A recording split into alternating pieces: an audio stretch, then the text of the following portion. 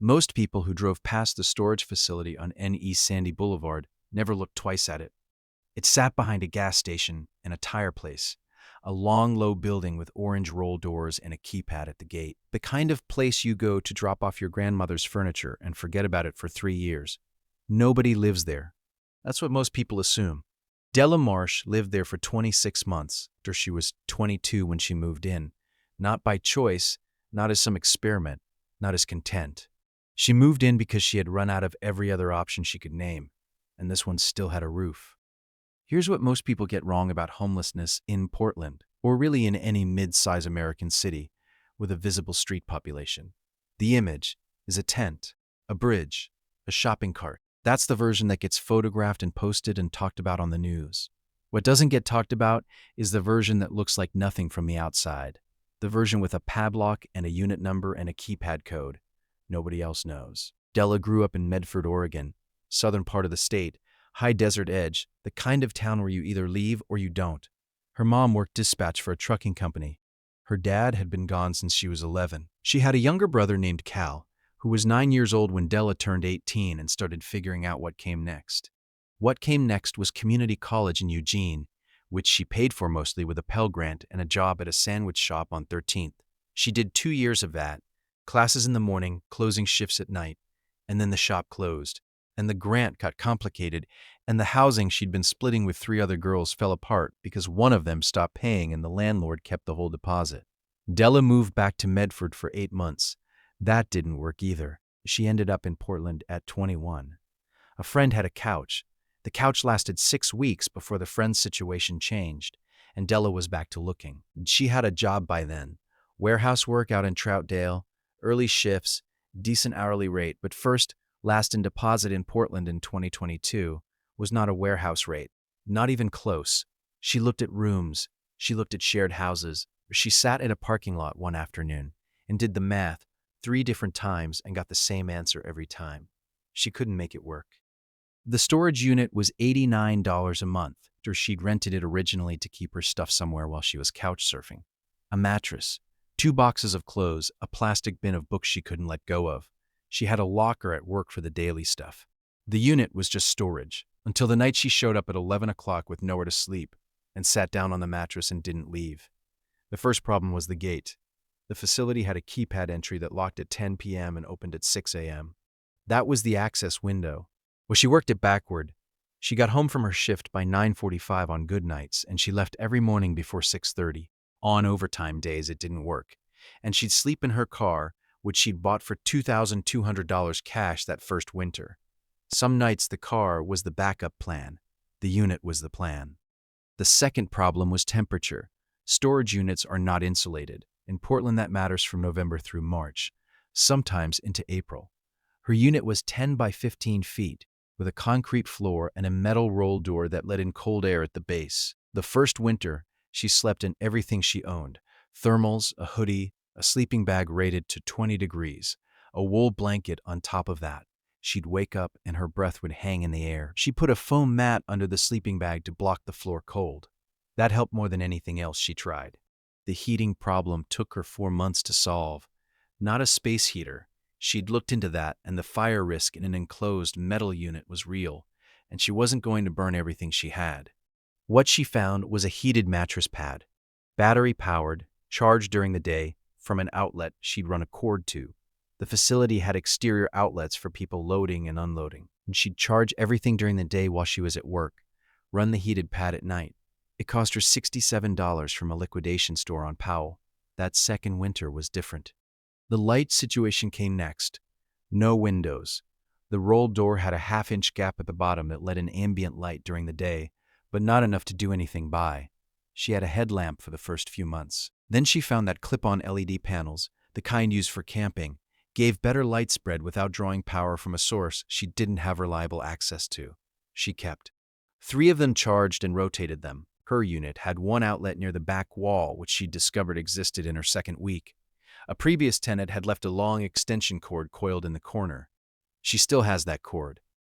Showering was the question she got asked most. Later, when she started talking about this, the answer is that it was a problem she solved in 3 different ways across 2 years, and none of them were perfect. The first was a gym membership, Planet Fitness, $10 a month, which she kept the entire time. She went before or after every shift, showered there, kept her toiletries in a bag in her car.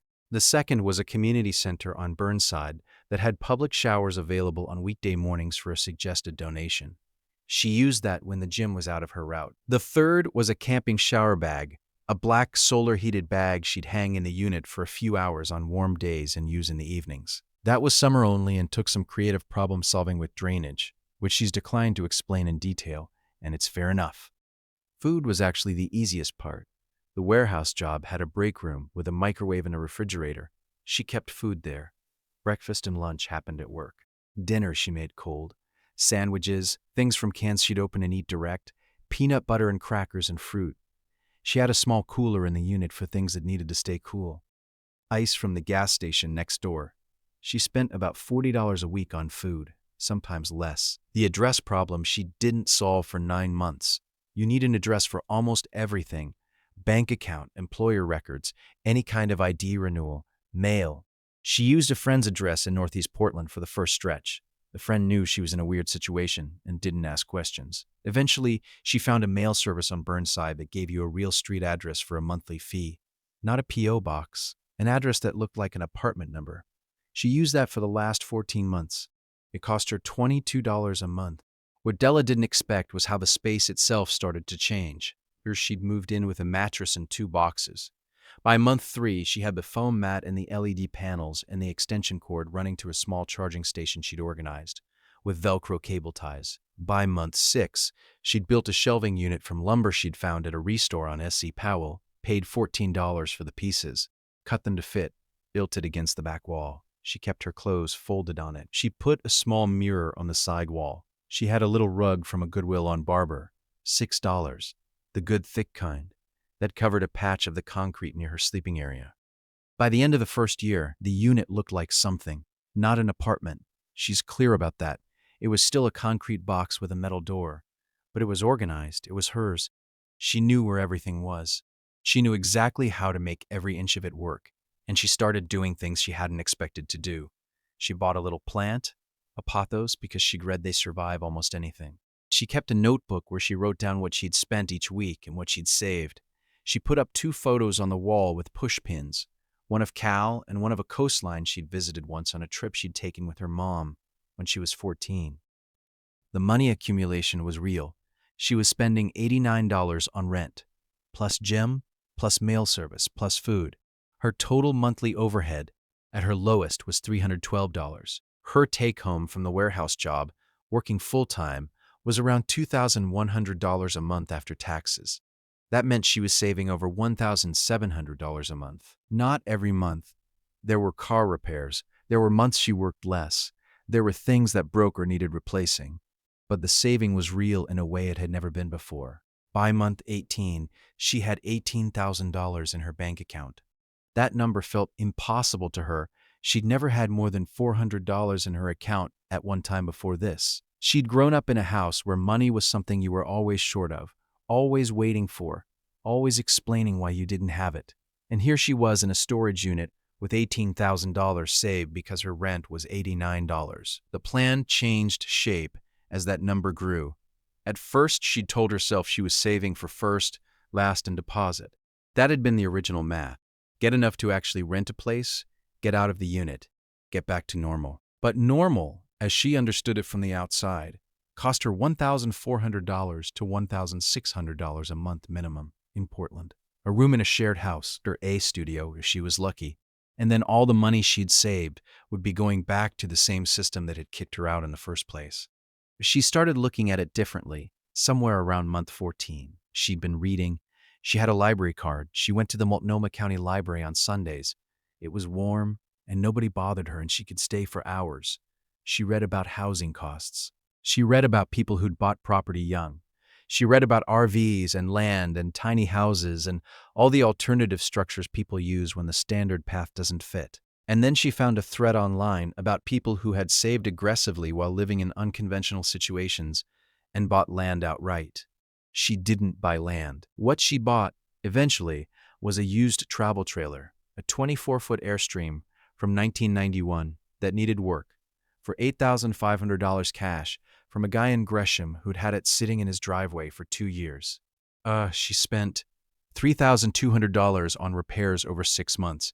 Mostly she learned to do the repairs herself, watching videos, buying parts, doing the work on weekends in the parking lot of the facility where she'd rented her unit. By the time she moved into the trailer, she still had $9,000 in savings.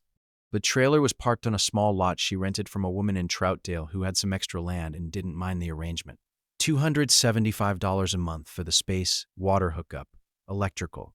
That's where Della is now. The storage unit story didn't come out because she told it. It came out because her coworker noticed she never seemed stressed about money the way everyone else did, never talked about her apartment, always looked like she slept okay, and eventually just asked. Della told her. The coworker told someone. Then more people asked. She's not saying everyone should do what she did. She's specifically not saying that. 2 winters in an uninsulated concrete box is not a plan she'd recommend to anyone who had other options. Some nights it was 38 degrees inside that unit. She got sick twice. Real sick. The kind where you're lying on a mattress wondering if this was a terrible mistake. She missed a cousin's wedding because she couldn't explain where she lived. She spent holidays alone in that space because the alternative was explaining the space to people she didn't want to explain it to. But she also wants to say what she actually built in there, because she built a discipline she didn't have before, not because she wanted to, but because the situation left no room for waste. Every dollar had to mean something, because there were very few dollars that could be thrown away without consequences. She built a knowledge of how to make small spaces work. Insulation, light, heat, storage, all of it solved in sequence because the problems showed up in sequence. She built a tolerance for discomfort that she wasn't sure she had, and she found out she had more of it than she thought. The Airstream has a real bed, a real kitchen with a propane stove, a small bathroom that works. She has hot water. She has a heater that runs on electricity and makes the whole space warm in under 10 minutes. She has curtains on the windows. She has the pothos plant, which is enormous now, trailing across the entire back wall. She has the rug from Goodwill. She brought it with her. She is 24 years old. She has no debt. She has money in savings, and she owns a trailer outright. That's not where this was headed when she sat down on that mattress at 11 o'clock on a Tuesday night in a storage unit in Portland and figured she'd sleep there just this once. It is worth saying clearly, this didn't fix everything. The storage unit didn't fix her relationship with her mom, which is still complicated. It didn't fix the fact that affordable housing in Portland is a structural problem that one person's ingenuity cannot solve.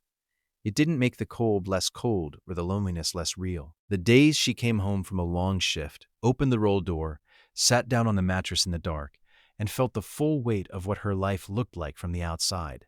Those days happened, more than she'd like to admit.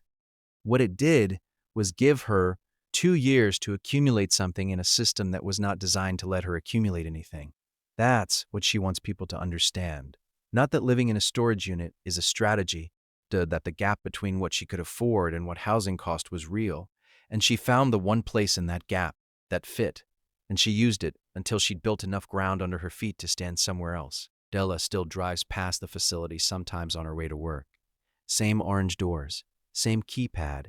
She knows the code still works. She checked once about 3 months after she left just to see. It did. She's not going back, but she doesn't feel bad about what happened in there. That's the part she didn't expect. She thought she'd want to forget it.